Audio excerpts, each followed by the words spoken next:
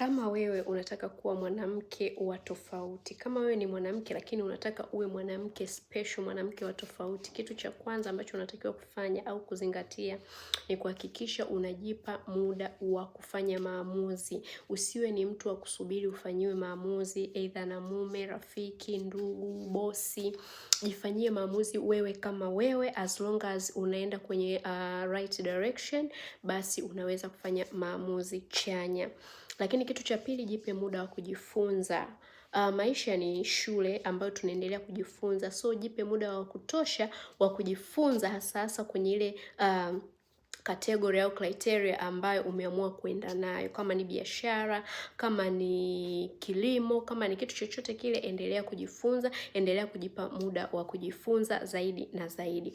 Kitu kingine, hakikisha unafanya decision, yani unafanya maamuzi ya haraka. Yani usiwe mtu wa kujishauri na kupoteza muda mrefu katika kufanya maamuzi. Fanya maamuzi ambayo unaona kabisa na unajua kabisa yanaweza kukufikisha sehemu ambayo ni sahihi, sehemu ambayo ni salama. Lakini kitu kingine kikubwa zaidi, jitahidi sana uwe ni mwekezaji. Hakikisha umechagua sekta fulani, umewekeza huko, kama ni kwenye kilimo, kama ni kwenye mambo ya uwekezaji haya mabenki, umenunua hisa, basi jitahidi uwe ni mtu wa namna hiyo. UTT AMIS na mifuko mbalimbali ni sehemu sahihi sana kwa ajili ya kujikwamua kiuchumi wanawake. Lakini kitu kingine, hakikisha una biashara ya kufanya, tena biashara ya mfumo. Sio tu biashara ya mfumo.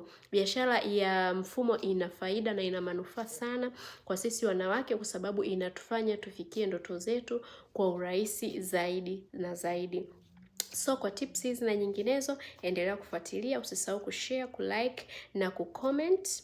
Lakini pia usisahau kusubscribe channel yetu ya YouTube Coach Elisia. Itakusaidia zaidi kuweza kupata update mbalimbali ya mafundisho ambayo tunaendelea kuyaleta kwenye social media zetu. So kwa tips hizi na nyinginezo, nikutakie wakati mwema.